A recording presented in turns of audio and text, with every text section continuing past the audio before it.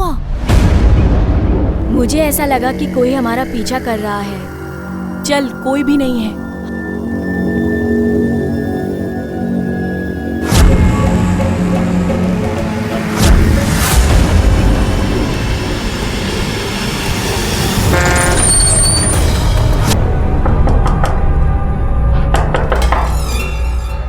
अरे कहाँ थे विराज इतनी देर? कब से तुम्हारा इंतजार कर रहे हैं। अरे हे काय? खून? खून? काय झालं? विराज, बोलते क्यों नहीं विराज? अरे बोल ना, काय झालं?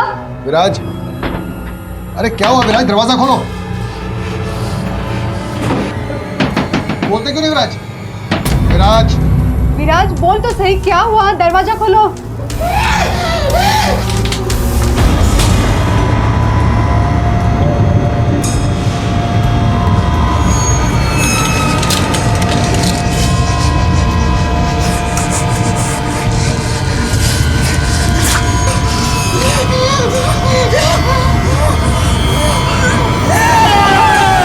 नासिक में बीच सड़क पर दो लड़कियों पर बेरहमी से हमला हुआ। आखिर विराज के अंदर इतना गुस्सा क्यों छुपा हुआ था, और क्या यह गुस्सा किसी बड़े जुर्म के होने की तरफ इशारा कर रहा था?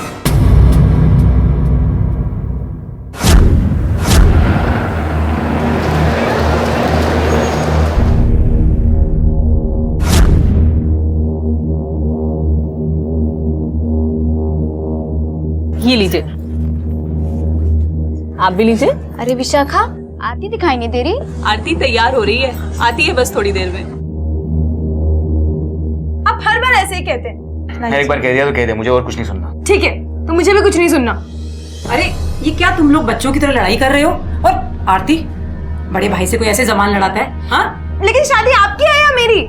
मनीष किसी भी हालत में शादी का हिस्सा नहीं बन सकता। ठीक है, तो अब मुझे ये शादी नहीं करनी। अगर मनीष भैया इस शादी का हिस्सा नहीं होंगे तो मैं ये शादी नहीं करूंगी। ये क्या जिद लगा रखी है तूने? आप लोग क्या बच्चों की तरह लड़ रहे हो? हाँ, बाहर तक आवाज जा रही है आप लोगों की। कुछ परिवार और समाज के बारे में सोचो तुम लोग। तुम्हें पता भी उसने किया क्या है? पूरे परिवार का नाम बदनाम किया है। उसकी परछाई तक इस शादी में नहीं पड़ने दूंगा मैं। भैया, मैंने ऐसा कुछ नहीं किया जिससे इस परिवार की बदनामी हो। तो ये सब क्या है? हाँ, अपने से 12 साल बड़ी औरत से शादी की हमारे मर्जी के खिलाफ, और उस पर से जुबान चलाता है। तुम्हारी इस हरकत की वजह से तुमने हमारे खानदान का नाम बहुत बहुत ऊंचा किया है। अगर आपने एक शब्द और बोला ना तो मैं आपको छोड़ूंगा नहीं। निकल जा यहाँ से। अरे छोड़ो, तुम लोग क्या कर रहा? मनीष, निकल जा यहाँ से, और साथ में अपनी ये नौटंकी भी लगा जा। भैया दोबारा बोलिएगा नहीं ऐसा। मनीष बस,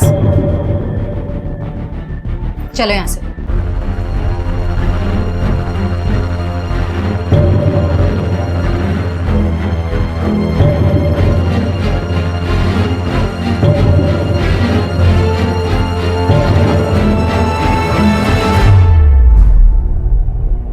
विकास, विकास,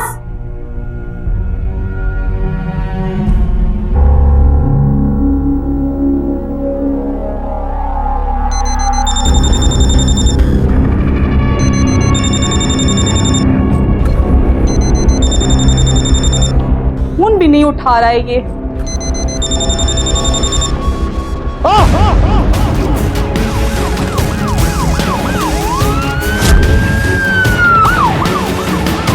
आसपास देखो और कुछ होता है क्या?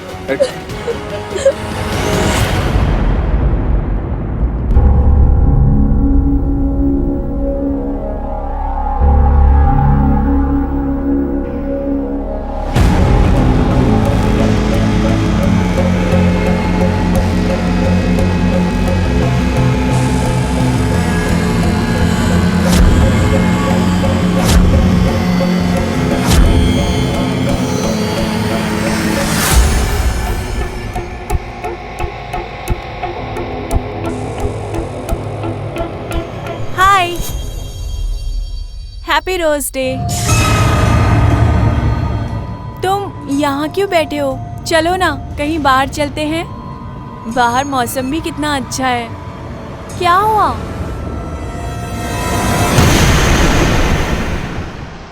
सर, घर वालों से पता चला है कि विकास के मर्डर वाले दिन उसकी अपने भाई मनीष के साथ लड़ाई हुई थी। लड़ाई की वजह कि मनीष ने घर वालों के खिलाफ जाकर सुनंदा से शादी की। सुनंदा की एज मनीष से तकरीबन 12 से 13 साल ज्यादा है। यानी कि इस वजह से मनीष और विकास के बीच में झगड़ा हुआ। कौन कौन थे वहाँ पर उस वक्त? सर विकास का भाई मनीष, मनीष की बीवी सुनंदा, विकास की बीवी विशाखा, मनीष और विकास की बहन आरती और उनकी माँ। कैसे रिश्ते हैं इन लोगों के आपस में? सर विकास चाहता था कि मनीष आरती की शादी में ना आए। मनीष किसी भी हालत में शादी का हिस्सा नहीं बन सकता। अगर मनीष भैया इस शादी का हिस्सा नहीं होंगे तो मैं ये शादी नहीं करूंगी। आपका और आपके भाई विकास के बीच में झगड़ा हुआ था? जी सर, उस दिन हम दोनों के बीच काफी कहासुनी हो गई थी। सर हम दोनों के बीच काफी दिनों से प्रॉब्लम चल रही थी। आए दिन हम दोनों के झगड़े हो जाया करते थे। हमने तो ये भी सुना है कि विकास आप लोगों की शादी से खुश नहीं थे। जी हाँ सर, भैया चाहते थे कि मैं उनकी पसंद की लड़की से शादी करूं। दरअसल सर सुनंदा मुझसे 12 साल बड़ी है और उनकी मर्जी के खिलाफ मैंने शादी की, इसलिए। आरती और आपकी एज में काफी डिफरेंस है, फिर भी आप उससे शादी के लिए तैयार हो गए, ऐसा क्यों? सर विकास मेरा बहुत अच्छा दोस्त है और मैं उसे काफी समय से जानता हूँ। वैसे वो आरती के लिए लड़का ढूंढ ही रहा था, लेकिन मनीष की वजह से वो उस परिवार से कोई रिश्ता नहीं जोड़ना चाहता था। पिछले कुछ दिनों में आपने विकास के बिहेवियर में कुछ चेंज देखा, कुछ अजीब सा? नहीं सर, ऐसा तो कुछ नहीं हुआ था। बस अपनी बहन आरती की शादी को लेके वो थोड़ा परेशान रहता था। ठीक है सर, उस दिन शादी में सभी गेस्ट से मैंने पूछताछ की, उन सभी का यही कहना है। सर विकास की मनीष से लड़ाई होती थी सुनंदा को लेकर, उसके अलावा कि ना तो उन्होंने विकास को किसी से लड़ते देखा और ना ही किसी से बात करते। और कोई एक ऐसा तार है जो हमारी पकड़ से बाहर है। एक काम करो, ये पूरे परिवार के कॉल रिकॉर्ड्स निकलवाओ। Okay sir. मुंबई में पुलिस विकास के कत्ल की गुत्थी को सुलझाने की कोशिश कर रही थी और इधर नासिक में पुलिस को एक लड़की की लाश कचरे के पास पड़ी हुई मिली।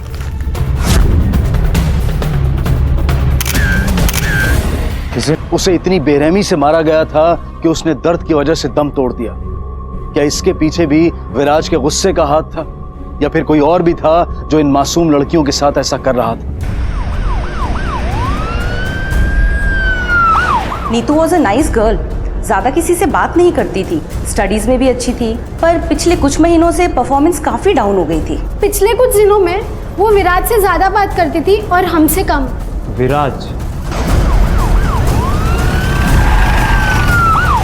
नीतू को जानते थे तुम? हाँ सर, जूनियर है मेरी, अक्सर बात होती है हमारी। कॉलेज में स्टूडेंट्स बता रहे थे कि वो तुम्हें पसंद करती थी और प्रपोज करने वाली थी। मुझे कुछ नहीं पता सर, मैं कॉलेज ये सब करने नहीं जाता। आखिरी बार कब मिले थे तुम उससे? कल ही मिले थे। तो जब वो जा रही थी उसने कुछ बताया कि वो कहाँ जा रही है? नहीं, मैं तो कॉलेज से सीधा घर आया और पढ़ाई करने बैठ गया।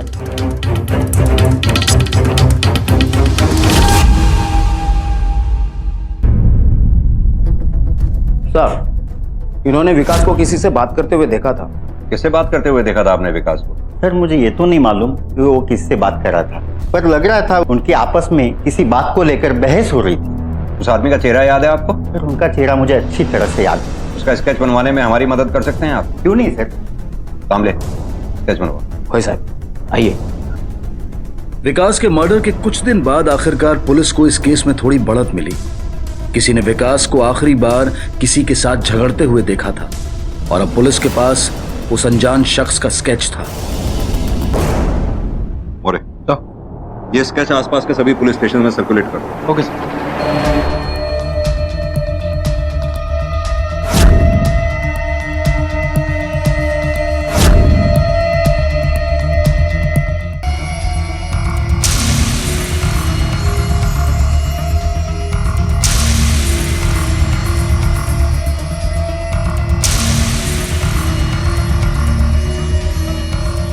किसी को बताया तो नहीं? तो मुझसे मिलने आ रहा है।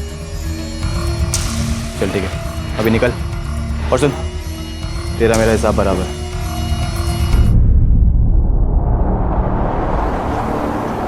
जी बोलिए। सर मनीष भैया और सुनंदा भाभी किसी काम से बाहर निकले थे, लेकिन वो अब तक वापस नहीं आए और उनका फ़ोन भी स्विच ऑफ आ रहा है, इसलिए हमने आपको फ़ोन किया। सर एक मिनट। सर हत्या के 1-2 दिन बाद मनीष और सुगंधा का गायब हो जाना, कहीं ऐसा तो नहीं कि सत्या में उन दोनों का यहाँ था?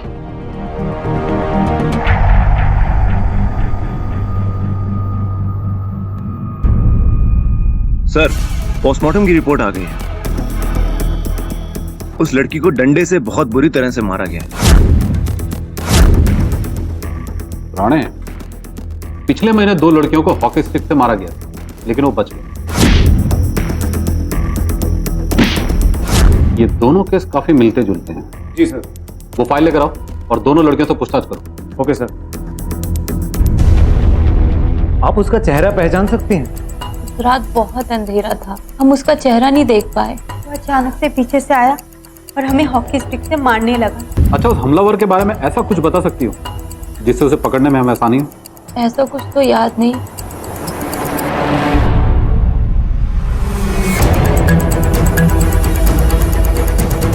आप लोग सब यहीं रहते हैं?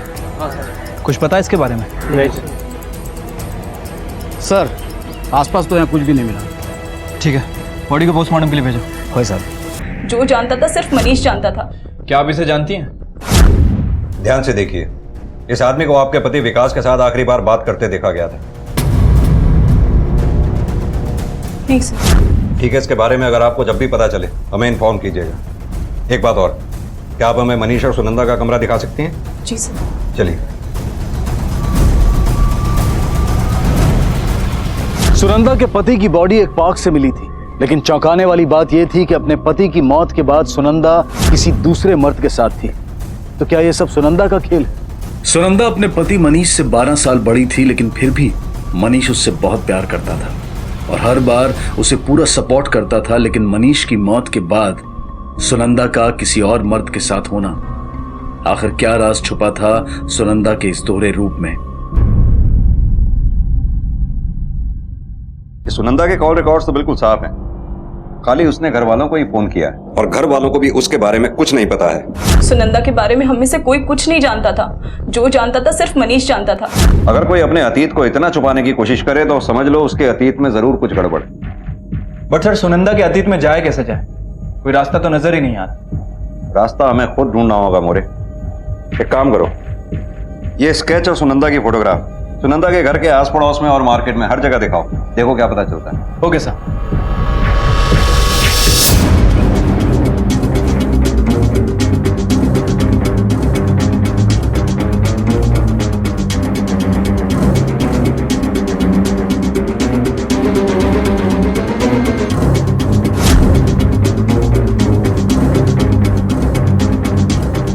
अरे सुनो, इसको कोई देखा है? हाँ जी, देखा है। 1-2 रोज पहले हमारे यहाँ फोन करने के लिए आई हुई थी। सर, ये सुनंदा ये पीछे पे आई थी किसी को फोन करने के लिए। ये पीछे से कॉल डिटेल्स निकलो, देखो किससे बात की उसने। वैसा है। चलो। ये मनीष और सुनंदा के बीच में रिश्ता कैसा चल रहा था? मेरा मतलब कोई लड़ाई झगड़ा हुआ था? नहीं साहब, उन दोनों के बीच तो लड़ाई हो ही नहीं सकती। मेरा बेटा सुनंदा को बहुत चाहता था, उसके पीछे पागल था, कुछ भी कर सकता था उसके लिए। आप लोगों को सुनंदा के मायके वालों के बारे में कुछ पता है? नहीं सर, अगर हम लोग सुनंदा से कुछ उसके मायके के बारे में पूछते थे ना, मनीष को अच्छा नहीं लगता था, इसलिए हम कुछ पूछते ही नहीं थे उससे। सब मनीष भैया और सुनंदा भाभी नासिक में ही मिले थे और वो वही रहती थी। इसका मतलब नासिक जाकर ही सुनंदा के बारे में कुछ पता चलेगा। अभी तक इस केस की प्राइम सस्पेक्ट सुनंदा है, इसलिए मुंबई पुलिस ने सुनंदा के बारे में पता लगाने के लिए नासिक पुलिस की मदद ली। कामी साहब, आपकी मदद चाहिए होगी हमें 2 लोगों के बारे में पता करने के लिए। बोलिए। सुनंदा नासिक की रहने वाली है और शादी करके मुंबई चली गई है। पहले सुनंदा के जेठ विकास का मर्डर होता है और फिर सुनंदा के पति मनीष का मर्डर होता है और साथ साथ सुनंदा भी गायब है। ये सुनंदा के पति की फोटोग्राफ है, ये सुनंदा की। सुनंदा जिस तरह से अपने अतीत को छुपाने की कोशिश कर रही है, हमें डाउट है कि उसके अतीत में जरूर कुछ घटा है। ये स्केच उस आदमी का है जो हमें लगता है कि इस केस से जुड़ा हुआ है। ठीक है सर, मैं अपनी टीम को काम पे लगा देता हूं। Thank you so much. Okay sir.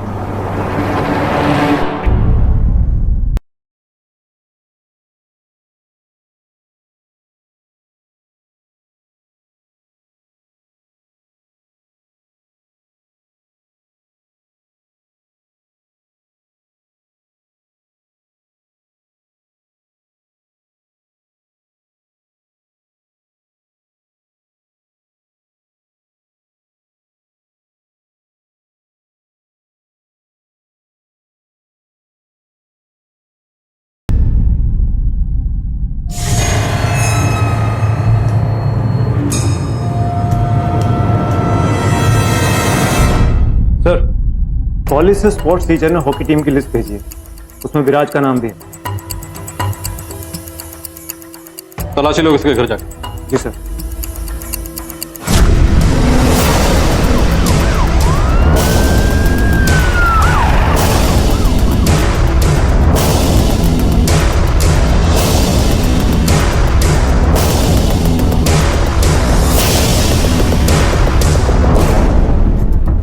जी?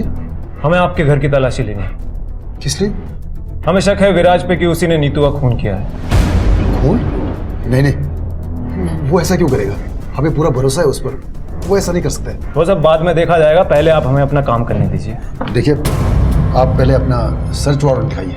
जी देखिए, सर्च वारंट तो हम दिखा देंगे, हमें कोई दिक्कत नहीं है, लेकिन अब की बार विराज को उठा के लेके जाएंगे ना तो उसकी दिक्कतें बहुत ज़्यादा बढ़ जाएंगी।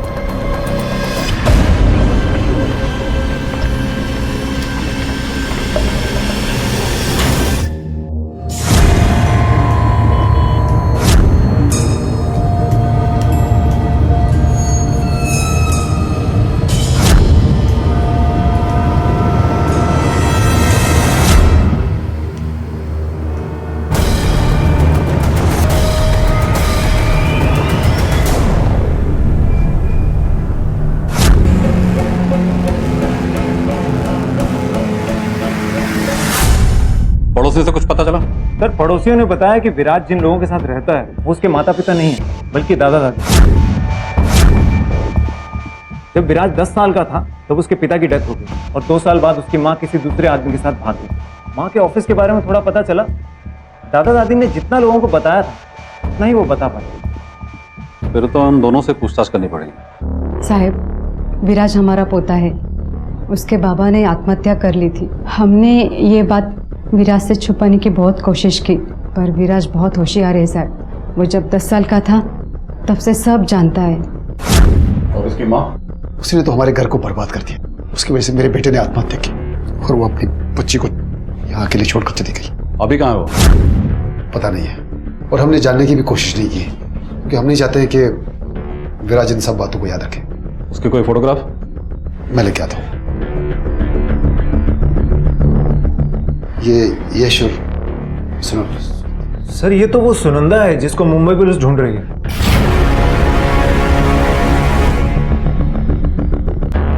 विराज अभी कहाँ मिलेगा? कॉलेज में होगा।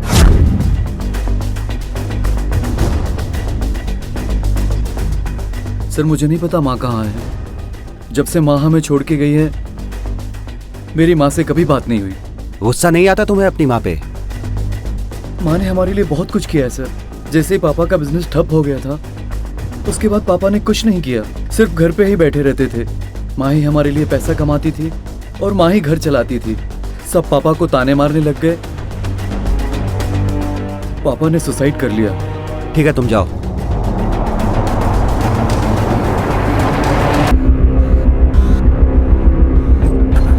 तुम लोग मुझ पे विश्वास कर सकते हो। मुझे इस तरह कहतियों की तरह रखने की क्या जरूरत है? चुपचाप खाना खाओ। ये तेरे नखरे ना मेरे सामने नहीं चलेंगे। अंशुल आएगा ना तब उससे प्यार वाली बातें करना। वो दोबारा तुम्हारे प्यार में पागल होगा। मैं पागल नहीं हूँ, समझी? इंस्पेक्टर कांबले, मुझे लगता है विराज ने ही अपनी माँ का किडनैप किया और बाद में उसे मार दिया। मात्रे साहब, विराज से बात करके हमें बिल्कुल भी नहीं लगा कि वो अपनी माँ पे गुस्सा है। माँ ने हमारे लिए बहुत कुछ किया है सर। जैसे ही पापा का बिजनेस ठप हो गया था माँ ही हमारे लिए पैसा कमाती थी और माँ ही घर चलाती थी। अपने पिता की मौत के लिए भले ही विराज अपनी माँ को जिम्मेदार ना मानता हो, लेकिन बचपन में उसे छोड़कर चले जाने के लिए वो अपनी माँ को जिम्मेदार जरूर मानता हो। क्या एक बच्चा अपनी उस माँ को माफ कर सकता है जो उसे 14 साल की उम्र में छोड़कर चली गई थी और फिर कभी पलटकर उसके बारे में पूछा तक नहीं? लेकिन विराज ने पुलिस को बताया कि वो अपनी माँ से नाराज नहीं। विराज के स्टेटमेंट से अब तक कुछ क्लियर नहीं था। पुलिस को यह तो समझ में आ गया था कि सुनंदा और विराज माँ बेटे हैं, लेकिन अभी तक ये नहीं पता चल पाया था कि ये केसेस आपस में कैसे जुड़े हुए हैं। Excuse me. Yes sir, may I help you? कोई सुनंदा नाम की औरत आपकी कंपनी में काम करती थी? 1 मिनट सर, मैं चेक करती हूँ। इस नाम से तो किसी ने हमारे कंपनी में कभी काम ही नहीं किया। कंपनी के पुराने रिकॉर्ड देखिए जरा। 1 मिनट सर। नहीं है सर। अच्छा, इस ऑफिस के अलावा आपके और भी कोई ऑफिस है? हाँ, हमारे ऑफिसेस पुणे, मुंबई और बैंगलोर में भी है। वहाँ के एम्प्लॉयज़ की डिटेल्स देख सकती हैं आप? Yes sir. Sir Pune office में एक सुनंदा है जिन्होंने पिछले साल ही ज्वाइन किया। क्या ये वही है? नहीं सर। ठीक है, थैंक यू।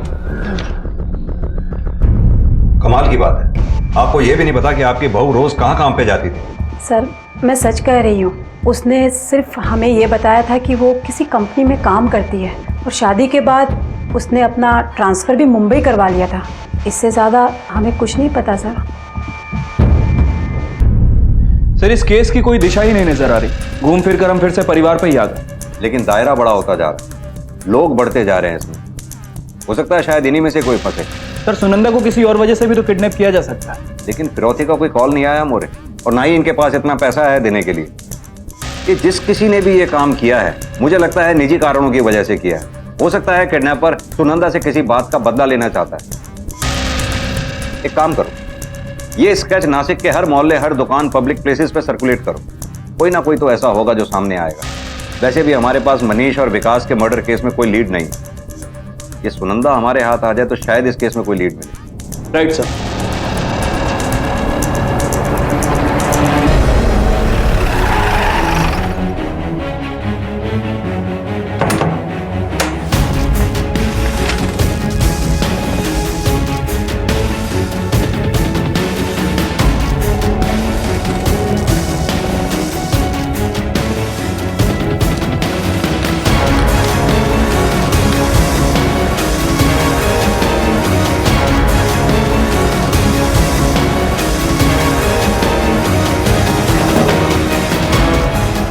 सर ये हॉकी मिली है।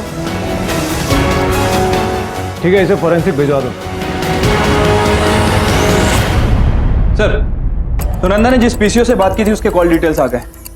उस दिन उसने विराज से भी बात की। इसका मतलब विराज ने हमसे झूठ बोला। जब से माँ हमें छोड़ के गई है, मेरी माँ से कभी बात नहीं हुई। विराज, तुमने हमसे झूठ क्यों बोला कि 3 साल पहले तुम्हारी सुनंदा से बात हुई थी? वो पीसीओ के रिकॉर्ड के मुताबिक सुनंदा के गायब होने से कुछ दिन पहले तुम्हारी सुनंदा से बात हुई थी। देखो, अब झूठ बोलने से कोई फायदा नहीं। जो जानते हो सच सच बता दो।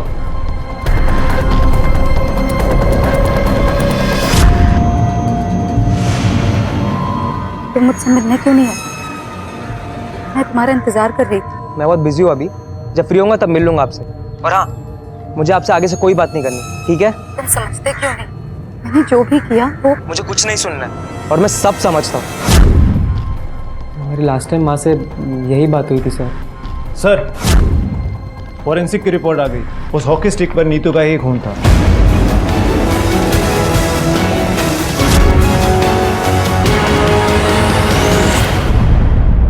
लड़कियां पसंद नहीं करती थी तुझे। उनका पीछा करने के बाद भी जब तुझे कुछ नहीं मिला तो तू उन्हें मारता था। लड़कियों की जान तेरी हवस के आगे बहुत कम जरूरी लगी तुझे। हाँ, मैंने ऐसा कुछ नहीं किया।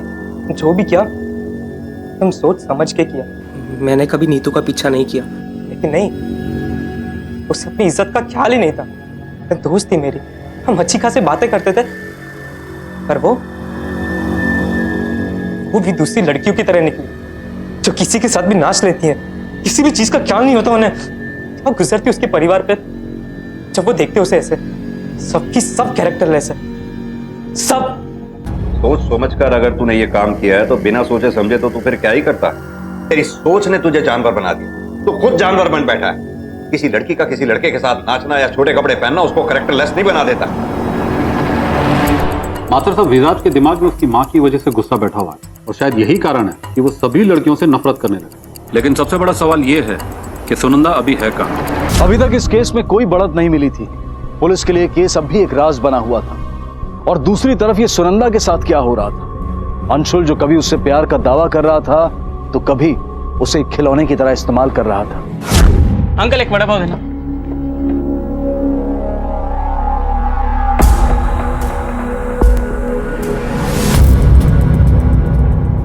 ये फोटो किसका है? अरे भाई हमें क्या मालूम, वो पुलिस वाला आके लगा के चले गए।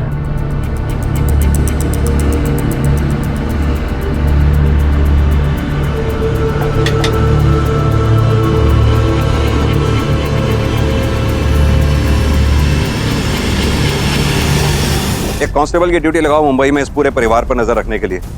मुझे पूरे परिवार के बैंक रिकॉर्ड्स और ट्रांगुलेशन रिकॉर्ड्स चाहिए। Right sir. हाँ मोरे, एनी अपडेट? सर, अंशुल और उसकी फैमिली के बैंक स्टेटमेंट और फाइनेंशियल रिकॉर्ड, सर इससे साफ पता चलता है कि उस फैमिली के अकाउंट में कैश डिपॉजिट होता। पता चला है पैसों को लेकर आपके परिवार में कुछ समस्या चल रही थी? नहीं सर, ऐसी तो कोई बात नहीं है। आपके बैंक की स्टेटमेंट के हिसाब से हर महीने आपके अकाउंट में कैश में पैसे डिपॉजिट होते थे। सर वो मनीष की कोई रेगुलर जॉब तो थी नहीं, वो फ्रीलांस काम करता था, तो उसके छोटे मोटे कॉन्ट्रैक्ट मिल जाते थे और अधिकतर उसकी पेमेंट कैश में ही होती थी सर, इसीलिए हमारे अकाउंट में कैश में ही पैसे जमा होते थे।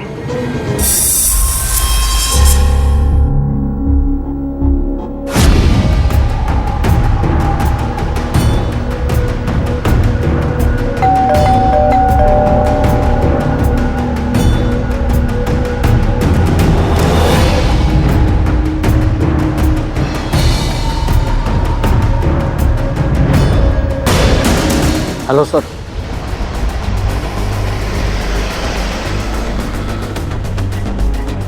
ये तुम्हारी फोटो है ना? हाँ सर। 5 फेब को तुम मुंबई में थे? हाँ, मुंबई में था। जिस दिन तुम मुंबई में थे उस दिन विकास नाम के आदमी का खून हुआ और विकास के पड़ोसी ने उसके खून के पहले तुम्हें उससे बात करते देखा और उसी ने ये स्केच बनवाया। सर एक तो आप क्या समझा रहे हैं, मेरी कुछ समझ में नहीं आ रहा। और फिर कोई भी मेरे ऐसे स्केच बना के देगा तो उसका मतलब ये थोड़ी ना है ये क्राइम मैंने किया। सच क्या है झूठ क्या है वो तो हम पता कर ही लेंगे। फिलहाल जब तक इस शहर से बाहर जाने के लिए ना कहा जाए बाहर मत जाना। ये कौन है? सर मेरा दोस्त अजय। ठीक, चलो। सर पूरे परिवार के कॉल रिकॉर्ड्स आ गए, लेकिन सर उषा के कॉल रिकॉर्ड से एक ऐसे लैंडलाइन नंबर का पता चला जिससे वो लगातार बात करती थी। कहाँ का नंबर है? सर मुंबई में किसी लॉज का नंबर।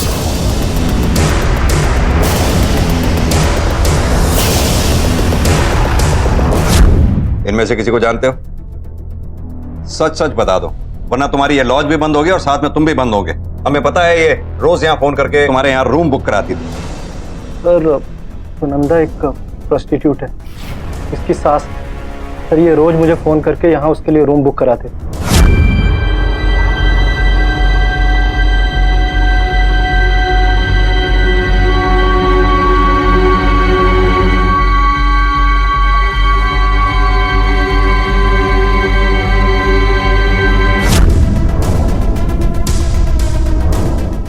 सर उसकी सास हमेशा उसके साथ आती थी और काम होने के बाद उसे यहाँ से लेकर चली जाती थी। पैसों का पूरा हिसाब किताब भी वही रखती है सर, और इनका बेटा भी इनके साथ आता था। बेटा?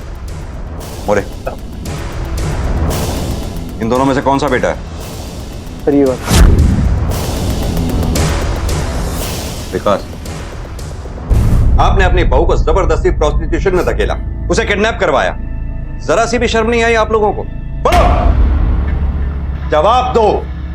ये बात सही है कि हमने उससे जबरदस्ती एक काम करवाया था, इसके अलावा मेरे पास कोई रास्ता नहीं था।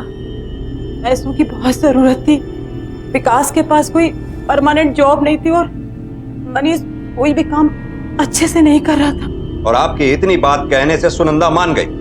नहीं सर, वो मानी तो नहीं थी, लेकिन हम लोगों को पता चल गया था कि शादी के पहले वो इन सब गलत कामों में थी, लेकिन मनीष को नहीं पता था साहब। इसीलिए मैंने उसे ब्लैकमेल किया कि अगर वो ये सारे काम हमारे लिए नहीं करेगी तो हम मनीष को बता देंगे। नहीं माँ जी, मैं वो सारे काम दोबारा नहीं कर सकती।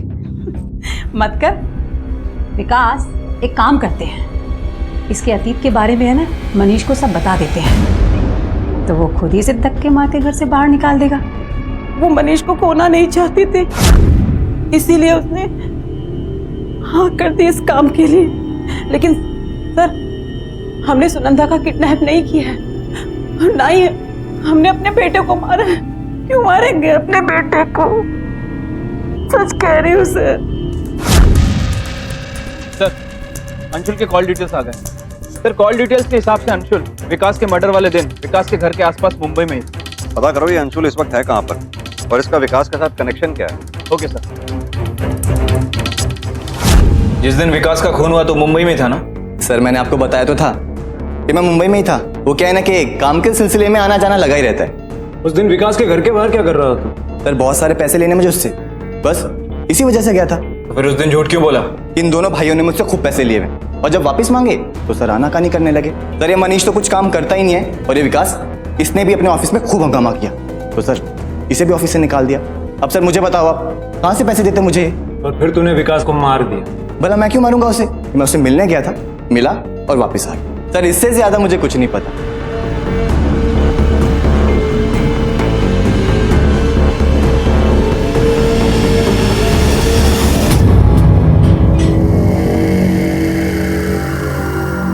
इसे जानता तू?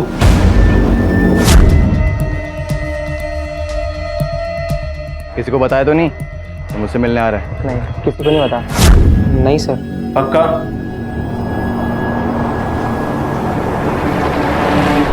सर विराज की कॉल डिटेल्स आ गए हैं जिनसे पता चलता है कि मुंबई जाने से पहले अंशुल से उसकी बात हुई। एक काम कीजिए, आप इस विराज से जरा अच्छी तरह से पूछताछ कीजिए। नफरत करता हूँ मैं अपनी माँ से। उसने पैसे के लिए अपने आप को बेच दिया, उसकी वजह से सारा घर बिखर गया। पापा ने सुसाइड कर लिया, लेकिन वो घर छोड़ के चली गई। उसे तो सिर्फ अपनी पड़ी थी, मेरे बारे में भी उसने कभी नहीं सोचा, एक बार भी। तूने उस दिन अंशुल को कॉल क्यों किया था? अंशुल माँ का बेस्ट क्लाइंट था। अगर माँ को कुछ भी जरूरत पड़ती तो वो सिर्फ अंशुल को कॉल करती। माँ को पैसों की जरूरत थी तो अंशुल ने उसे लोन दे दिया, लेकिन वो पैसे लेके भाग गई सर। पता, वो इसे धमकाने लगा। अंशुल को माँ के बारे में जानना था, मैंने बता दिया।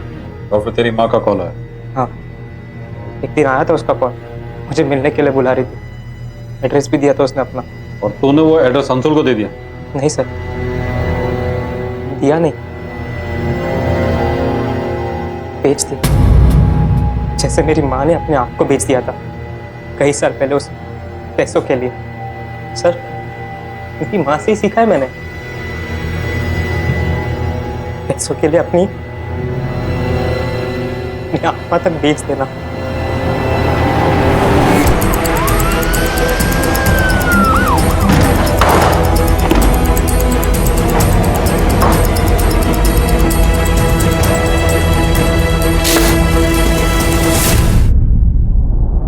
सर मुंबई नासिक हाईवे पर अंशुल के मोबाइल की लोकेशन ट्रेस हुई।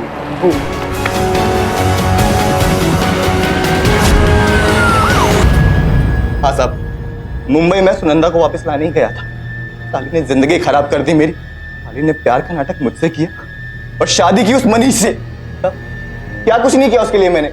अपने नाम पे लाखों रुपए का लोन दिलवाया और वो साली एहसान फरामोश सब कुछ लेके भाग गई। साहब अब लड़की तो गई, पर पैसा तो वापस उतारना ही था ना। और उसका मेरे पास एक ही तरीका था, इस सुनंदा को वापस लाऊं और उससे धंधा करवाऊं। इसीलिए साहब मैंने इसका सारा नाम पता निकलवाया और इसका पीछा करना शुरू किया। साहब मेरे दिमाग में ऑलरेडी सेट था, इसके पति को टपकाऊंगा और इसको वापस लेके आऊंगा। और एक दिन मैंने देखा साहब इसे विकास के साथ, वो रोज आता था, इसको लेके जाता था, तो मुझे लगा साहब ये इसका पति है। इसलिए तूने विकास को मार दिया? हाँ साहब मार दिया, कि मैंने गलत आदमी मार दिया। इसका पति विकास तो है नहीं, इसका पति तो मनीष है। साहब अब चाहे विकास पति हो चाहे मनीष, मुझे लोन का पैसा तो उतारना ही था। तो साहब एक दिन जब ये भाग गई ना मनीष के साथ, तो मैंने सही मौका देख के मनीष को भी टपका दिया। पैसों को वापस पाने की खातिर तूने 2 लोगों की हत्या कर दी और एक को तो तू जिंदा गाड़ने वाला था, ऊपर से तू उसे प्यार का नाम भी दे रहा है। साहब प्यार तो मैं इसको करता था, बहुत प्यार करता था, लेकिन साहब जिनसे मैंने इसको लोन दिलवाया था ना, भेड़िए आदमी है, भेड़िए।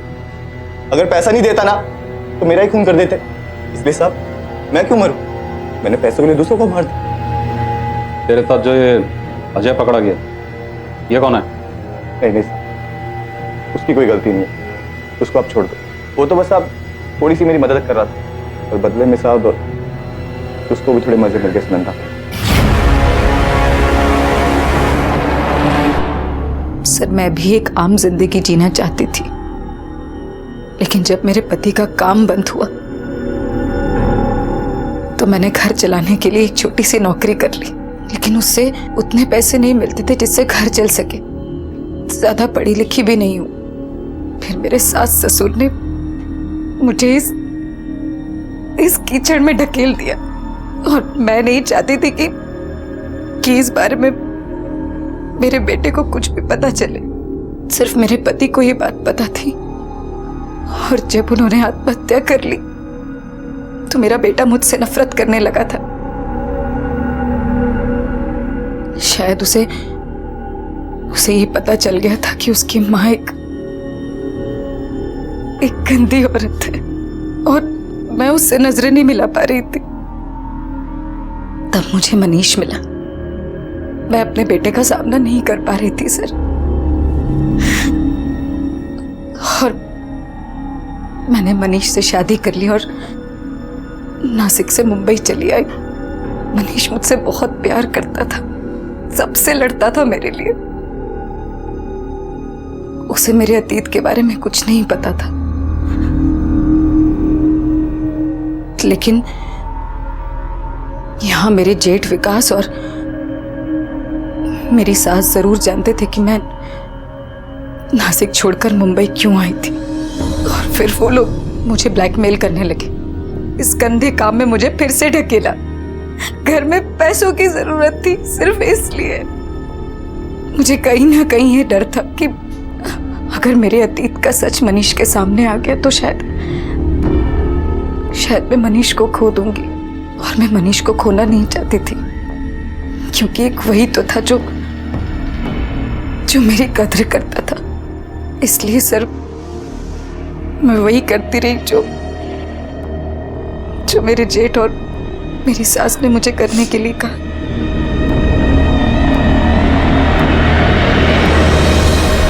विराज के गुस्से के कारण कई लड़कियों ने अपनी जिंदगी खो दी, लेकिन एक और जिंदगी जिसने बहुत कुछ खोया वो थी सुनंदा। सुनंदा ने मजबूरी में वेश्यावृत्ति शुरू की, जिसकी वजह से उसके पति ने आत्महत्या कर ली और उसने अपने बच्चे से मुंह मोड़ लिया। और तभी उसकी जिंदगी में आया मनीष, जो उसके लिए खुशी की एक आखिरी उम्मीद लेकर आया था, लेकिन उसे भी सुनंदा से छीन लिया गया। और इसका फायदा उठाया उसके सास ससुर ने और उसे फिर से वेश्यावृत्ति में धकेल दिया। बाकी सबने भी अपनी कमजोरियों को ढकने के लिए उसका फायदा उठाया। तकलीफें हम सबके जीवन में आती हैं, लेकिन उन तकलीफों से डर कर हम हार नहीं मान सकते। इसके लिए बेहद जरूरी है कि परिवार वाले एक दूसरे से बातचीत करें और मिलकर हर मुश्किल का सामना करें। नमस्कार, आदाब। क्राइम पेट्रोल डायल 100 में आप सबका स्वागत है। कई बार जिंदगी में हम बिना सोचे समझे जल्दबाजी में फैसले करते हैं, और कभी कभी ये फैसले हमारी सोचने समझने की ताकत को खोखला कर देते हैं। हमसे जल्दबाजी में वो करवा देते हैं जिसका खामियाजा एक बड़ी कीमत से चुकाना पड़ता है। और कई बार तो ये फैसले बहुत महंगे साबित होते हैं और हमारी जिंदगी की दिशा को ही बदल देते हैं। हमारी आज की कहानी एक ऐसी ही विचारधारा को दर्शाती है जो हमारे मन में एक एहसास जरूर जगाएगी, एक सोच जरूर पैदा करेगी।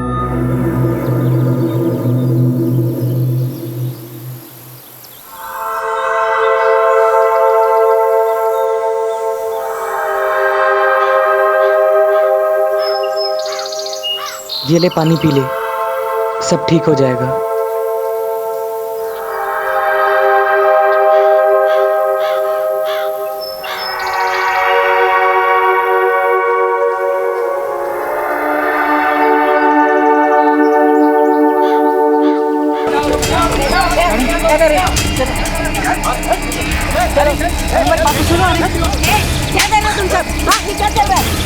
आंटी हमारी बात तो सुनो, हम लोग भाई बहन हैं। हमने कुछ नहीं किया आंटी, आप हमको कहाँ लेके जा रहे हो? आंटी आंटी हमारी बात तो सुनो।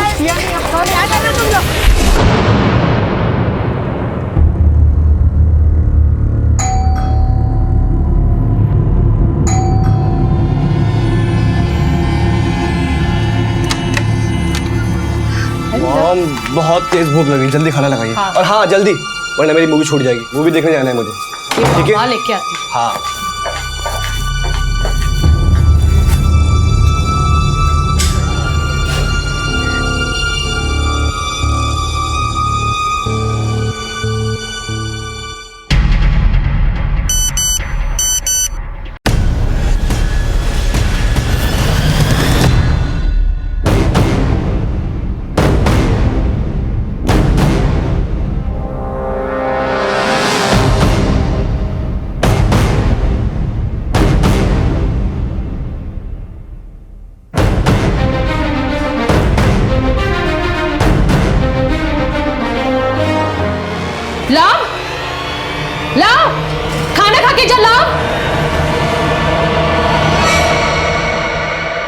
सर कल दोपहर से हमारा बेटा घर से निकला हुआ है, अभी तक वापस नहीं आया और उसका फोन भी नहीं लग रहा है। आपके बेटे की उम्र क्या है? सर बस अभी 2 महीने पहले 18 साल का हुआ है। अच्छा, वो बता के गया है कि कहाँ जा रहा है? नहीं सर, मैं उसके लिए किचन में खाना बना रही थी, वो बिना खाना खाए चला गया। हाँ, जाने से पहले बोल रहा था कि दोस्तों के साथ मूवी देखने जाना है। कौन से दोस्तों के साथ? नहीं सर, ये तो मैंने पूछा ही नहीं, लेकिन ऐसा पहली बार हुआ है कि वो रात भर घर नहीं आया और देर होने पे कम से कम वो फोन तो करता है। हाँ सर, लव कभी भी रात भर घर से बाहर नहीं रहा। आपने उसके दोस्तों से पूछा? सर 1-2 दोस्तों को हम जानते हैं, लेकिन उन्हें भी कुछ पता नहीं। अच्छा, लव कौन से स्कूल में पढ़ता है? एपी पब्लिक स्कूल में। Sir 12th class section C, science student है। आप अपने बेटे की कोई फोटो लाए? जी सर, ये लीजिए सर। आपका बेटा बाइक से ट्रेवल करता है? जी सर, हमने उसके बर्थडे पे गिफ्ट की थी। पांडे, ये फोटो को आसपास के सभी पुलिस स्टेशन में सर्कुलेट करो, और बाइक का ये नंबर बिल्कुल क्लियर दिख रहा है। अपने खबरियों को कहो कि ध्यान रखें अगर ये बाइक कहीं मिलती है। और हाँ, इसके कॉल रिकॉर्ड्स को चेक करो, देखो कि आखिरी बार इसके फोन से किस नंबर पे कॉल किया गया, और इसके स्कूल में भी पूछताछ करते हैं, शायद कुछ पता चले। Yes sir. सर उस दिन स्कूल से घर जाते हुए हम पार्क में बैठ गए थे, क्योंकि नेहा की तबीयत खराब हो गई थी सर।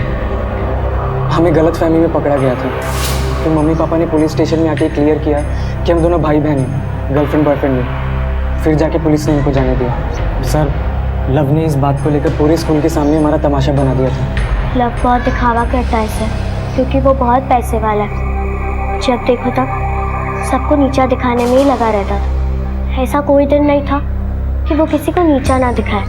लेकिन सर ये एंटी रोमियो ड्राइव इंसिडेंट पे बात बहुत बढ़ गई थी। तुम और लव तो कजन हो, एक ही घर में रहते हो ना? नहीं सर, हम लोग अलग अलग घर में रहते थे। कल स्कूल खत्म होने के बाद तुम लोग लव से मिले थे? नहीं सर। कल स्कूल खत्म होने के बाद में तुम दोनों कहाँ गए थे? सर स्कूल खत्म होने के बाद हम सीधा घर ही गए थे। सर लव के फोन ट्रैकिंग से पता चला है कि उसकी लास्ट लोकेशन फजलपुर मैदान की थी। सीधा फजलपुर मैदान चलते हैं, हो सकता है लव के बारे में बाकी जानकारी हमें वही मिले। Yes sir. कहते हैं कि बच्चों के चरित्र में उनके घर की परवरिश का असर जरूर दिखाई देता है। पुलिस को अब तक जितना भी लव के बारे में पता चला था, उससे यही जाहिर होता है कि लव को अपने पिता के पैसे और रुतबे का काफी अहंकार था। और ये जग जाहिर है कि अहंकार अक्सर पतन का कारण बनता है। क्या लव का यही अहंकार उसकी जिंदगी के पतन का कारण बनने वाला था? आखिर कहां था लव और क्या हुआ था उसके साथ? एक मिसिंग कंप्लेंट से शुरू हुआ यह केस पुलिस के लिए एक ऐसी चुनौती बनने वाला था जिसे सुलझाने के लिए पुलिस को लोहे के चने चबाने पड़े। नेहा मेरी बात तो सुन। अरे नहीं, मेरी बात तो सुन। नेहा सुन लो।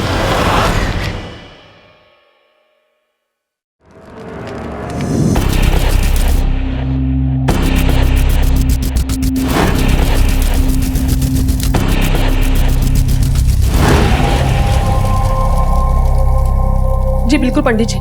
हाँ क्या? अजय सुनिए। क्या लव वहां भी नहीं है? ठीक है। पंडित जी कह रहे थे इस पूजा के बाद हमारा लव शाम तक वापस घर आ जाएगा। अगर कभी इन ढकोसलों से निकलकर तुमने लव की पढ़ाई पे ध्यान दिया होता ना, तो आज ये नौबत नहीं आती। आप मेरे विश्वास पे उंगलियां उठा रहे। लव के ना बोर्ड के एग्जाम सर पर है, तुमने उसे मूवी देखने की परमिशन दी थी। अरे पूछो अभी के बच्चों को देखा है कभी? शुभम और नेहा कितनी मेहनत से पढ़ाई करते हैं दोनों। लव के लिए क्या नहीं किया मैंने? उसकी हर जिद पूरी की। और एक तुम हो, हमेशा उसकी तरफदारी करती रहती। आप मेरे बेटे में खामियां निकालना बंद कीजिए। वो भी जब पूरी दुनिया पुष्पा भाभी के बच्चे की करतूत के बारे में बातें कर रहे हैं। जब भी देखो पुष्पा भाभी की बड़ाई करते रहते हो। देख ली उनकी परवरिश।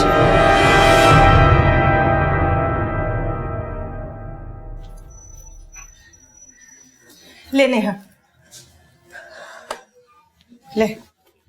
अरे नेहा कहाँ जा रही है? वो मैं अपने कमरे में खाऊंगी। अरे सुन तो, इसे अचानक क्या हो गया? पता नहीं माँ। तुझे पता नहीं? ऐसे कैसे हो सकता है? तू तो उसकी हर बात जानता है। जा बुला के ला उसे। हाँ माँ, तुम भी। वो पढ़ाई को लेकर कितनी टेंशन में, और तुम जब देखो मुझे उसके पीछे लगा देती हो। मैं जा रहा हूँ अपने कमरे में। अरे अरे सुन तो सही। सर वो बाइक देखिए, वो बाइक लव की बाइक जैसी लग रही है। 1 मिनट गाड़ी रोको। पर सर खून के धब्बे देखने पर ऐसा लग रहा है कि ताजा नहीं है। और अगर हम ये मान लें कि लव के खून के निशान हैं, तो लव इस वक्त कहाँ होगा और वो घर क्यों नहीं लौटा? इसके अलावा सोचने वाली बात एक और है पांडे, कि लव यहाँ अकेले में किससे मिलने आया होगा या किस काम से। खैर ये टायर के निशान को अच्छी तरह से चेक करो और ये ब्लड के सैंपल लो। लव के घर से उसका टूथब्रश लेके उसके डीएनए से मैच करके देखते हैं कि वाकई ये लव का खून है या किसी और का।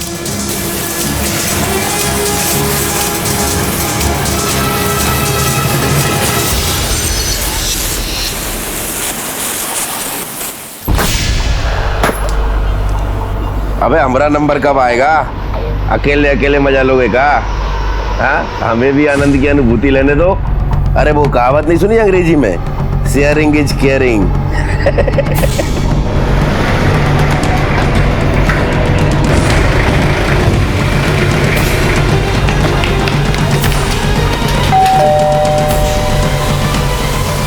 फजलपुर मैदान के पीछे हमने लव की बाइक खोली। सब मेरा बेटा लो। देखिए वहीं पास ही हमें कुछ खून के धब्बे भी मिले। सब मेरे बेटे लव को कुछ हुआ तो नहीं? अभी कुछ भी कह पाना जल्दबाजी होगी, लेकिन उन खून के धब्बों के साथ लव का डीएनए मैच करने के लिए हमें लव का टूथब्रश चाहिए होगा।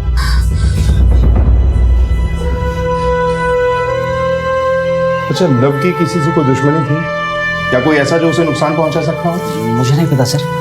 सर ये किसी और ने नहीं बल्कि इनके बड़े भाई के बेटे शुभम ने किया है। सब वो अक्सर मेरे बेटे को स्कूल में धमकी देता था। सर वो सब हमसे और हमारे रुतबे से चलते, इसलिए हमेशा लड़ाइयाँ करते रहता था।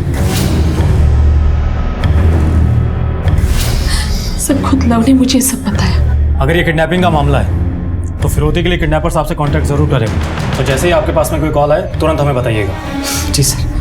हमने सुना है आपके बेटे शुभम और लव के बीच में लड़ाई हुई थी, जिसके बाद शुभम ने लव को जान से मारने की धमकी दी और अब लव कहीं मिल नहीं रहा। बच्चों के बीच तो ये सब होता रहता है।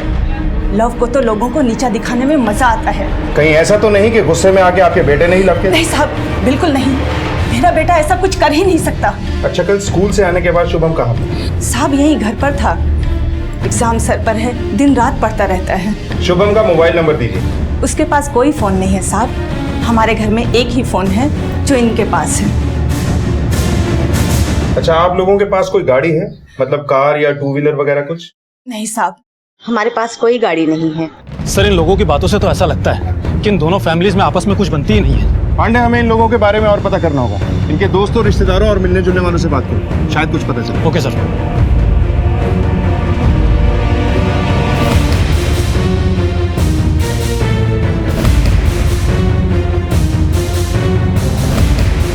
सर हमने राजेश के परिवार वालों के बारे में पूछताछ की। पूछताछ के दौरान पता चला है कि राजेश अनिल का बड़ा भाई है। इनके माँ बाप बचपन में ही गुजर गए। राजेश ने ही अनिल की सारी जिम्मेदारी उठाई थी, उसको पढ़ाया लिखाया और अनिल को राजेश ने मैकेनिक वर्कशॉप खोलने में भी मदद की थी। लेकिन अब उस वर्कशॉप का मालिक अनिल है और राजेश उसमें सुपरवाइजर का काम करता है। बड़ा भाई छोटे भाई के अंडर काम करता है, ये क्या मतलब है? और जो दुकान राजेश ने खोली थी, अब उसका मालिक अनिल कैसे हो गया? सर यही नहीं, दोनों भाइयों की लाइफ स्टाइल भी एकदम अलग है। दोनों को देखकर ऐसा लगता है कि इनके बीच में कुछ भी ठीक नहीं है। एक काम करो, इस राजेश से मिलकर पता करो कि दोनों भाइयों के बीच में चल क्या रहा है। और राजेश अपनी ही दुकान पर अपने ही छोटे भाई के अंडर एक मामूली सी नौकरी कर रहा है। ये बात हजम नहीं हुई मुझे।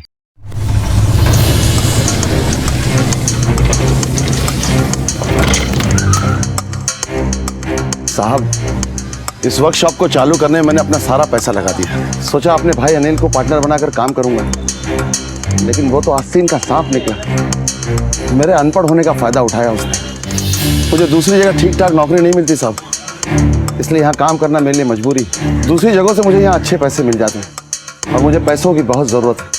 इन पैसों से मैं अपने बच्चों की पढ़ाई लिखाई कराता हूँ। मैं तो अनपढ़ हूँ साहब, लेकिन मेरे बच्चों को कोई बेवकूफ़ नहीं बना सकता। हाथ पे चोट कैसे लगी?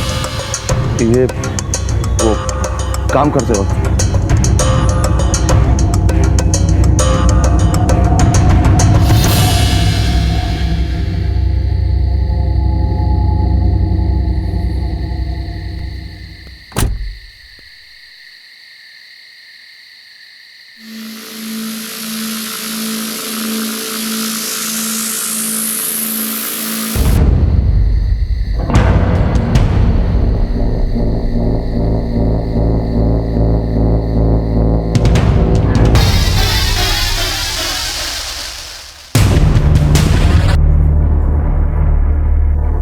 क्यों, क्या हुआ?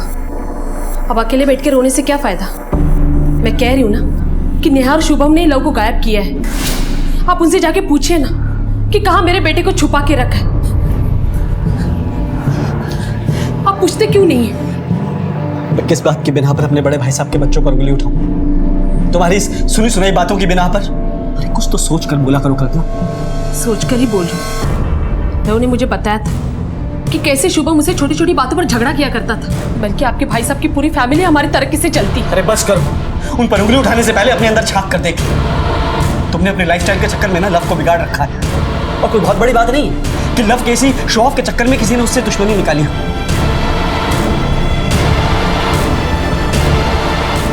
लव बेटा, जन्मदिन की ढेर सारी शुभकामनाएं। ये ले तेरे मनपसंद बाइक की चाबी। और बेटा, हम भी यही चाहते हैं कि तुम पढ़ाई में भी अपना बेस्ट दो, शुभम की तरह अच्छे मार्क्स लेकर आओ। तो मुझे क्यों दिए बाइक? उसको दे दो ना आप। अरे लव, मुझे क्यों दे दिया आपने? लव बेटा, लव कहाँ जा रहे हैं? आपने इसके शुभम के साथ कंपेयर करना बंद कर दीजिए। और वैसे भी लव शुभम से भी बहुत ज्यादा होशियार है। पढ़ाई लिखाई और मेहनत इसको करने की क्या जरूरत है? इसके लिए जो भी करना है वो हम है ना, और बिजनेस भी तो है। इसे जो मजे करना है वो करने दीजिए। वैसे भी ये वक्त वापस लौट के नहीं आता है। जब हम किसी को नापसंद करते हैं तो हमें उनकी हर बात बुरी लगती है। हम पर कोई भी तकलीफ आती है तो उसका जिम्मेदार हम उन्हें ही ठहराते हैं। और ऐसा ही हो रहा था इन दो परिवारों के बीच। इनके आपसी रिश्तों में कड़वाहट भर गई थी, एक दूसरे के लिए मन में मैल भर गई थी। तो क्या लव का गायब होना इसी कड़वाहट का नतीजा था? क्या लव अपनी ही किसी बुरी करनी का शिकार हो गया था, या फिर वो अपने माँ बाप के बुरे कर्मों की सजा भुगत रहा था? क्या लव के गायब होने के पीछे वाकई राजेश का हाथ था? आखिर कहां था लव? गुजरते वक्त के साथ राज भी गहरे होते जा रहे थे। लव की बाइक के साथ खून के धब्बों का मिलना इस जुर्म की संजीदगी को बयां कर रहा था, और पुलिस इस मामले की तह तक जाने के लिए जी जान से जुट गई। सर ये रही डीएनए रिपोर्ट। सर रिपोर्ट के मुताबिक खून के धब्बे किसी और के नहीं बल्कि लव के ही हैं। सर मुझे तो ऐसा लगता है कि ये किडनैपिंग का मामला नहीं बल्कि मर्डर का है, और हो सकता है कि लव को किसी ने मार कर ठिकाने लगा दिया।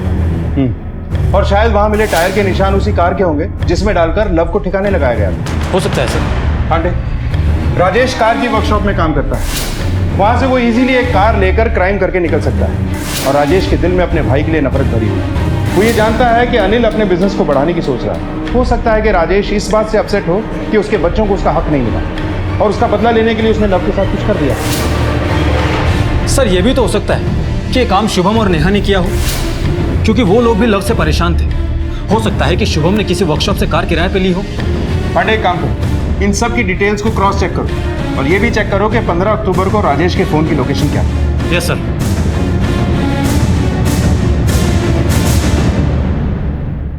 नहीं सर, उन्होंने यहाँ से कभी कोई कार नहीं दी, और उनके बच्चे यहाँ से कार ले जाएं, ऐसा तो संभव ही नहीं। सर जहाँ तक हम जानते हैं राजेश भैया को, वो शुभम को 12वीं पास कराने से पहले कार ड्राइविंग नहीं सिखाना चाहते थे।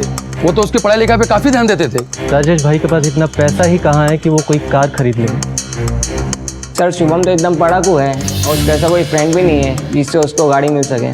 सर शुभम को गाड़ी नहीं चलाने आती थी, उसके पापा उसको पढ़ाई के अलावा और कुछ करने ही नहीं देते थे। सर मैंने अच्छे से पता किया है, शुभम और राजेश दोनों में से किसी ने भी कोई कार रेंट पर नहीं ली थी। मैंने इनकी लास्ट लोकेशन भी चेक की। जिस दिन लव लापता हुआ था उस वक्त राजेश अपनी वर्कशॉप में ही था, और आस पड़ोस में पूछताछ करने पर पता चला है कि शुभम अपने घर पर ही था। सर कहीं ऐसा तो नहीं कि ये सब नेहा ने किया हो? आखिर लव तो नेहा को भी पसंद नहीं था। पांडे, कोई ना कोई ऐसी कड़ी जरूर है जो हमारी नजरों से दूर है। जैसे ही कड़ी हमारे हाथ आएगी, मुजरिम के हाथ में हथकड़ी होगी। नेहा, नेहा बेटा, उठ बेटा, दूध लाई हूँ। नेहा, नेहा, अभी तक नहीं उठी है लड़की। बॉडी को पोस्टमार्टम के लिए भेजो। पोस्टमार्टम रिपोर्ट के बाद दूध का दूध और पानी का पानी हो जाएगा। Okay sir.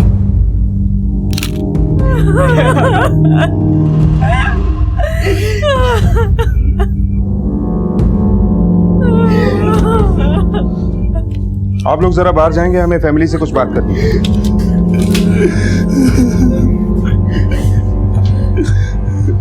राजेश जी, क्या हुआ था कल रात में? सर,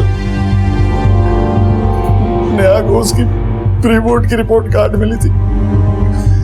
मार्क्स बहुत कम थे, एक सब्जेक्ट में तो फेल ही हो गई थी, इसलिए शायद वो बहुत घबरा गई और रात में घर आई।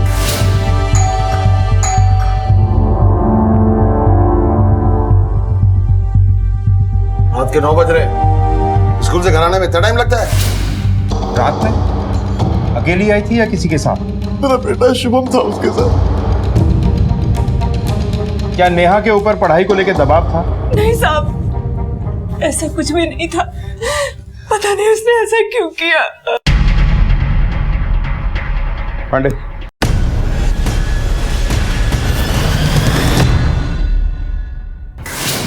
पापा ये मेरा रिपोर्ट कार्ड। आपसे मैंने कहा था बच्चों पर पढ़ाई के लिए दबाव मत डालिए, लेकिन आप नहीं माने। मुझे मेरी बच्ची वापस दीजिए, मुझे मेरी बच्ची चाहिए। पांडे, दोनों भाइयों के परिवार में अजीब सी कशमकश है। पहले छोटे भाई अनिल का बेटा लव गायब हो जाता है। हम इस केस को सुलझाने निकलते हैं कि बड़े भाई राजेश की बेटी नेहा की संदिग्ध हालत में मौत हो जाती है। यह महज एक इत्तेफाक नहीं हो सकता। जरूर कुछ ऐसा है जो हमारी नजरों के बहुत पास है, लेकिन हमें नजर नहीं आ रहा है। सर, राजेश के मुताबिक नेहा अपने प्री बोर्ड्स मार्क्स को लेकर काफी परेशान थी, इसीलिए दोनों बहन भाई घर भी लेट आए थे। हो सकता है कि उसके माँ बाप हमें ना बता रहे हों और वो नेहा पर पढ़ाई का दबाव डालते हों, जिसकी वजह से नेहा ने सुसाइड कर लिया हो। सर नेहा की पोस्टमार्टम रिपोर्ट। सर, नेहा की मौत फांसी लगने से हुई है। सर, सबसे चौंकाने वाली बात तो ये है, पोस्टमार्टम रिपोर्ट के हिसाब से कुछ दिन पहले ही नेहा का अबॉर्शन हुआ था। अबॉर्शन? मतलब नेहा ने सुसाइड मार्क्स कमाने की वजह से नहीं की? जरूर कुछ ऐसा है जो उसके घर वाले हमसे छुपा रहे हैं।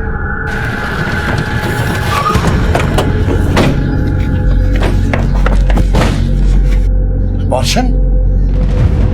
ये क्या कह रहे हैं आप? सही कह रहा हूं। क्या नेहा का कोई बॉयफ्रेंड है? नहीं साहब, नेहा जब भी बाहर जाती थी शुभम उसके साथ होता था। वो इन सब चीजों में नहीं थी, उसका किसी से कोई चक्कर नहीं था।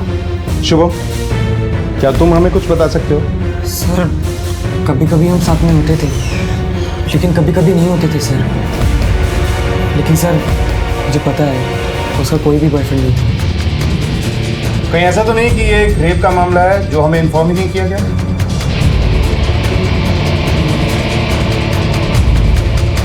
से कुछ भी छिपा रहे हैं तो मैं आपको बता दूं कि ऐसा करना कानूनन जुर्म है।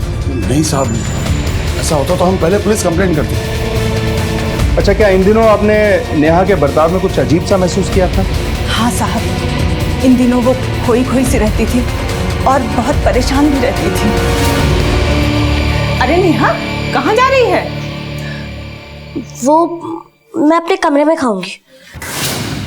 मुझे तो लगा वो अपने बोर्ड एग्जाम के दबाव की वजह से ऐसा बर्ताव कर रही थी। शुभम, तुमने भी कुछ नोटिस किया था क्या? नहीं सर, मुझे भी यही लगा था कि वो अपने एग्जाम्स की वजह से स्ट्रेस्ड है। 16 साल की उम्र में नेहा प्रेग्नेंट थी, उसका अबॉर्शन भी हुआ और उसके घर वालों को कोई खबर तक नहीं। सर, इन्हें देखकर तो ऐसा लगता है कि इनके मुंह पर कुछ और दिल में कुछ और। इस नेहा की हिस्ट्री खंगालो, इसके पास्ट के बारे में पता चलेगा, तभी हम इसका प्रेजेंट पता कर पाएंगे। Yes sir. अब तक मैं यही सोचता रहा कि मैंने उसमें पढ़ाई के लिए जो दबाव डाला उसके लिए उसने आत्महत्या की, लेकिन ये अबॉर्शन, अरे क्या नहीं किया मैंने नेहा और ये शुभम के लिए। अरे तेरे ऐसी औलाद होने से तो औलाद ना होना अच्छा है। बहुत पढ़ाइयाँ करते थे ना अपने भाई साहब के बच्चों की, मेरे परवरिश में ताने मारते थे, ना भला बुरा कहा मेरे बेटे को। अब देखो, दूध का दूध और पानी का पानी, छुप छुप के बड़े कारनामे कर गई ये नेहा, मुंह पे काली पोत गई ये लड़की। अब बस भी करो कल्पना, हम उनके दुख में शामिल नहीं हुए, कम से कम चुप तो रहो। हमारा लव भी कितने दिनों से गायब है, उन्होंने यहाँ आकर खबर ली। अरे अब तो सोच लो, पता नहीं कौन सी बात छुपा रहे वो। मुझे तो लगता है इस शुभम का ही हाथ है हमारे लव को गायब करने में। भगवान करे वो जहां भी हो ठीक हो। 16 साल की उम्र में नेहा का अबॉर्शन सबके लिए चौंका देने वाला था, लेकिन नेहा का संबंध किसके साथ था और इस अफेयर का नेहा की मौत से क्या ताल्लुक था? क्या नेहा के घर वाले उसके अबॉर्शन के बारे में वाकई कुछ नहीं जानते थे, या फिर वो पुलिस से कुछ छिपा रहे थे? एक तरफ लव की गुमशुदगी और दूसरी तरफ नेहा की मौत, और उसके बाद जो कुछ सामने आया उसने इस केस को एक ऐसे भंवर में फंसा दिया जहां से पुलिस को कोई किनारा नजर नहीं आ रहा था। लेकिन पुलिस बड़ी मुस्तैदी से अपनी तहकीकात में लगी हुई थी। मैम, वो लड़की किसी लड़के से बात तक नहीं करती थी, वो हमेशा लड़कियों के साथ ही रहती थी। नहीं मैम, उसका कोई बॉयफ्रेंड नहीं था, वो बहुत ही सिंपल लड़की थी और अपने पापा से बहुत डरती थी। सर, मैंने एक दिन नेहा को कार में देखा था एक आदमी के साथ। जो ऑलमोस्ट उसकी डबल एज का लग रहा था। सर देख के तो ऐसा लग रहा था कि वो नेहा का बॉयफ्रेंड है। आई मीन सर वो दोनों एक दूसरे के बहुत करीब थे। ये कब की बात है? यही कुछ 2 हफ्ते पहले की बात है। तुमने उस आदमी का चेहरा देखा था? हाँ सर।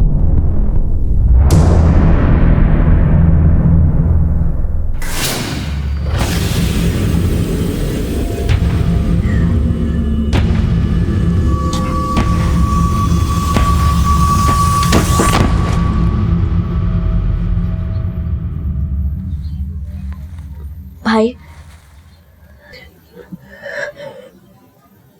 मैं प्रेग्नेंट हूँ। क्या क्या बोल रही है तू?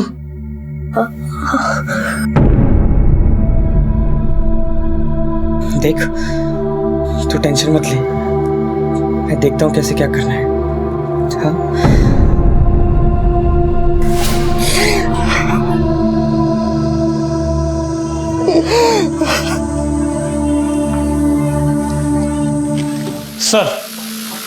सर स्केच बन गया।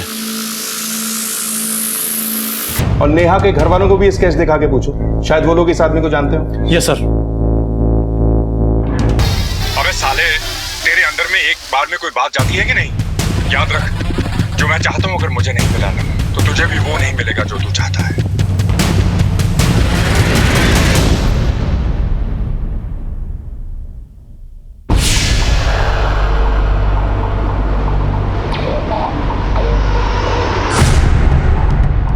इसे देखा आपने कभी?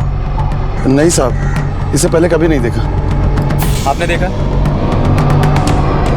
जी नहीं। शुभम, तुमने देखा इसे? नहीं सर, मैंने भी नहीं देखा।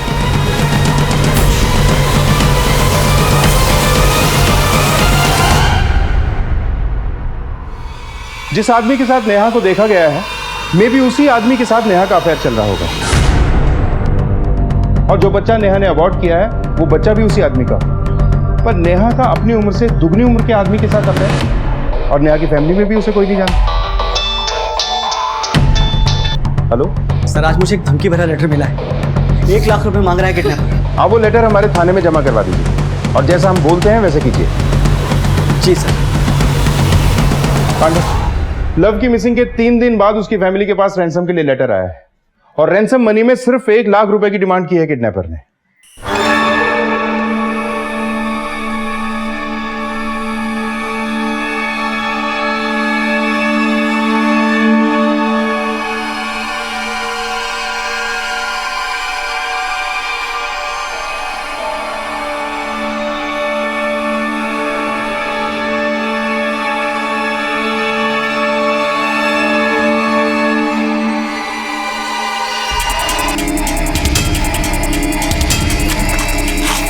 मारो इसे।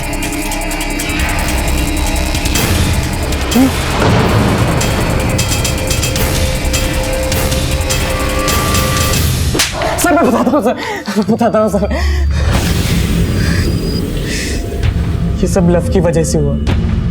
वो कहने का तो मेरा कजन है, पर जब देखो वो हमें और हमारी फैमिली को नीचा ही दिखाता रहता है। लो गंगू तेली, देख बाइक देख मेरी, देखी ऐसी बाइक तूने? हाँ, छोटी मोटी ट्रीट के लिए तू चिल्लर खट्टी कर लेता है ना, मुझसे बराबरी करता है ना, अब कर बराबरी। लेकर ऐसी मस्त बाइक, तेरे बाप की और तेरी औकात भी ऐसी बाइक लाने की। औकात की बात तो तू कर ही मत, तुम लोगों की क्या औकात है ना वो सबको पता है। और ये जो तेरी बाइक है ना, इसे 10 गुना अच्छी बाइक लेके दिखाऊंगा तुझे। अबे ओ गंगू तेली, तू ना मैकेनिक का बेटा है, तो तू बाइक ठीक करने के सपने देख, ना कि खरीदने के। और वैसे भी तेरा बाप मेरे बाप की वर्कशॉप में यही तो काम करता है। तेरे ही सामने ना तेरी बाइक को ओवरटेक कर लूंगा। अच्छा जी, कल का जज्बाती हो गया। मैंने उसे चैलेंज किया था कि मैं भी उसे नई बाइक लेकर दिखाऊंगा। मुझे पता था कि इतने सारे पैसे सीधे रास्ते से तो आ नहीं सकते, तो बस मैंने रास्ता ही बदल दिया। मैं जुआ खेलने लगा। मैंने अपनी मम्मी के 50,000 के जेवर जुए के दाव में लगा दिए, और जैसा मैंने सोचा था उससे उल्टा ही हुआ। मैं जुए में सब कुछ हार गया। मुझे मेरी मम्मी के जेवर वापस चाहिए थे। मेरा पापा मुझे बहुत मारते। फिर मैंने जुए के अड्डे से पैसे उधार लिए। सरजू भाई, वो ज्वेलरी मेरी मम्मी की मुझे किसी भी हालत में वापस चाहिए। देख, मेरे पास एक बंदा है जो तुझे 50,000 रुपये दे सकता है। लेकिन 40% ब्याज पर। और एक बात याद रखना, अगर तूने पैसे नहीं दिए ना तो तेरी जिंदगी झंड कर देंगे हम। मैं आपके सारे पैसे वापस कर दूंगा। सर भाई प्लीज प्लीज मुझे वो पैसे दिलवा दीजिए। हाँ ठीक है, बात करता हूँ। एक बच्चा है, 50,000 रुपये मांग रहा है, 40% ब्याज पर। फिर मैंने एक और दाव पर भाई, इस बार मैं वो बाजी भी हार गया।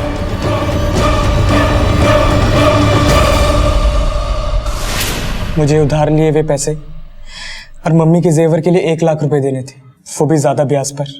फिर मैंने अनिल चाचू से फिरौती मांगी और वो लेटर उन तक पहुंचाया। लव को कहाँ रखा है? सर मैं सच बोल रहा हूँ, मैंने सिर्फ फिरौती मांगी थी, मुझे नहीं पता लव का है। सुताई तब तक करो जब तक सच नहीं होगा। देखो नहीं सर मेरी बात तो सुना सर, मैंने कुछ नहीं किया सर। जल्दी पैसा कमाने और अपने मान सम्मान को बढ़ाने के लिए शुभम ने गलत रास्ता चुना, लेकिन वो ये भूल गया कि गलत रास्ता हमें सिर्फ गलत मंजिल पर ही ले जाता है और जिसका परिणाम सिर्फ बुरा ही होता है। शुभम ने जो कुछ भी किया उससे उसके माता पिता के सपने चकनाचूर होते दिखाई दे रहे थे। लव का अब तक कुछ पता नहीं चला था और पुलिस एक बार फिर से उसी चौराहे पर आकर खड़ी थी जहां से उन्हें सही मंजिल दूर दूर तक दिखाई नहीं दे रही थी। जिस दिन लव गायब हुआ उस दिन राजेश और अनिल दोनों वर्कशॉप में थे और कल्पना की फोन लोकेशन भी इनके घर की ही थी। फिर समझ में नहीं आता कि लव वहां मिलने किससे गया था और इसका फोन भी अभी तक नहीं मिला। सर रामबाग थाना से फोन आया है, जो स्केच हमने वहां भेजा था ठीक उसी आदमी की मिसिंग रिपोर्ट 2 दिन पहले उनके थाने में दर्ज करवाई गई है। सर यह है राहुल खत्री, यहाँ के ठेकेदार जयराम खत्री का बेटा। 2 दिन पहले इसके पेरेंट्स यहाँ इसकी मिसिंग कंप्लेंट लिखवाने के कुछ और इसके मोबाइल की लास्ट लोकेशन मेन मार्केट में पाई गई है। उसके बाद मोबाइल स्विच ऑफ है। फोन रिकॉर्ड से कुछ मिला? ये 1-2 नंबर से काफ़ी टच में था, उसमें से एक को हमने पकड़ा है, नाम है सरजू। ये सर क्या केस? पास के मोहल्ले में जुआ और सट्टा चलाने का काम करता है। राहुल से कैसी दोस्ती? कैसे है वो तेरे टच में? साहब राहुल ही जुए में पैसा लगाता है, मैं तो सिर्फ संभालता हूँ। गायब होने से पहले राहुल ने आखिरी कॉल तुम्हें क्यों किया था? वो शहर में और जुए के अड्डे खोलना चाहता था, इसलिए। तुम लोग मिला कहाँ करते थे? शहर के बाहर राहुल के अय्याशी वाले अड्डे पर। सरजू को साथ लेकर राहुल के उस अड्डे पर जाओ, हो सकता है इस केस की आखिरी घड़ियां हमें वहीं मिलें। Yes sir. चौहान सर, हम इसके रिलीजिंग के पेपर्स चाहिए। Yes sir. सर एक और बात, राहुल सरजू के अलावा भी एक और नंबर पे बहुत टच में था, वो है कल्पना सहदेव का नाम का। कल्पना सहदेव? लगता है लव और नेहा के केस से धुन हटने वाली है और इस केस के मुजरिम हमारी गिरफ्त में आने ही वाले हैं। जी नहीं सर, आप जैसा सोच रहे वैसा कुछ नहीं है, मेरा यकीन कीजिए। हमारे पास तुम्हारे और राहुल के कॉल रिकॉर्ड्स हैं, तुम्हारी भलाई इसी में है कि सच सच बता दो। जी हमारा अफेयर 4 महीने से चल रहा है। राहुल अनिल का बिजनेस पार्टनर था। अनिल का वर्कशॉप अपग्रेड करने के लिए राहुल फाइनेंशियली हेल्प करता था। हमारी मुलाकात तब भी हुई थी। तुम्हारे इस अफेयर के बारे में तुम्हारे पति अनिल और बेटा लव जानता था? जी नहीं सर।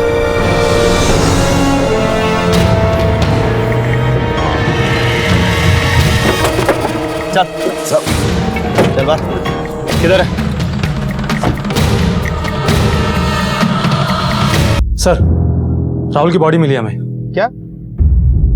ठीक है, हम अभी आ रहे हैं वहां। सर 1 मिनट आइए, कुछ दिखाना है। ये देखिए सर, इस सब जगह पे टाइल्स लगी हुई है, केवल इतनी सी जगह की टाइल्स निकली है। खुदवाओ इसे। सर ये देखिए। सर ये मोबाइल और चाकू। राहुल और लव की बॉडी का एक ही जगह पे मिलना और राहुल का कल्पना के साथ नाजायज संबंध होना एक ही तरफ इशारा करता है कि लव की मौत और नेहा की सुसाइड के बीच में कोई ना कोई कनेक्शन जरूर है। दोनों की बॉडीज को पोस्टमार्टम के लिए भिजवाओ। Yes sir.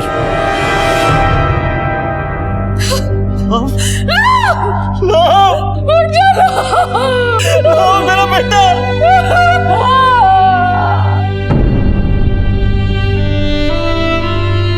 सर ये रही लव की पोस्टमार्टम रिपोर्ट्स।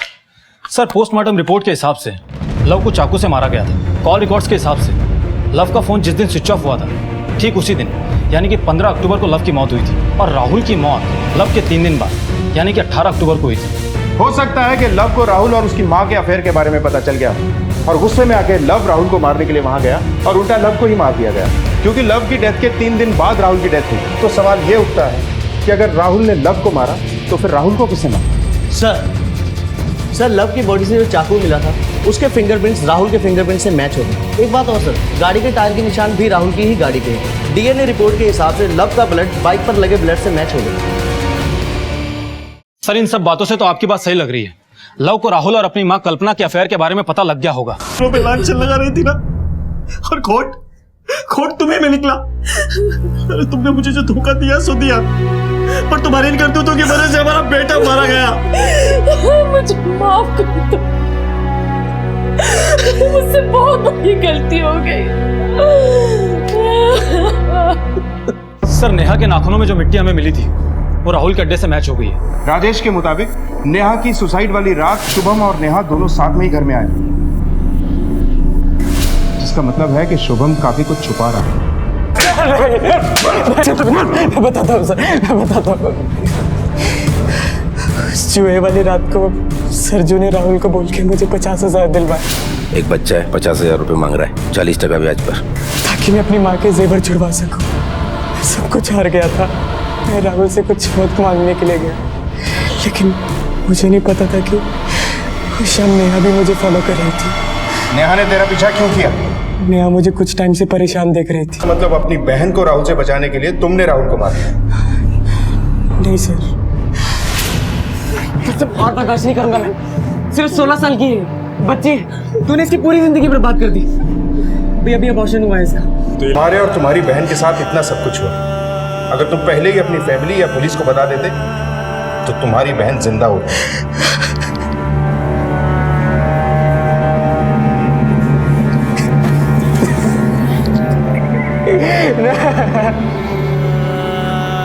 अपने आप को लव के बराबर लाने और शॉर्टकट से पैसा कमाने के लालच में शुभम ने जल्दबाजी में जुए का सहारा लिया, जो शुभम के साथ साथ नेहा की बर्बादी और मौत का कारण भी बना। लव बिना सोचे समझे राहुल से उलझ गया और उसकी मौत हो गई। अगर उसने पहले अपनी माँ से बात की होती तो शायद आज वो जिंदा होता।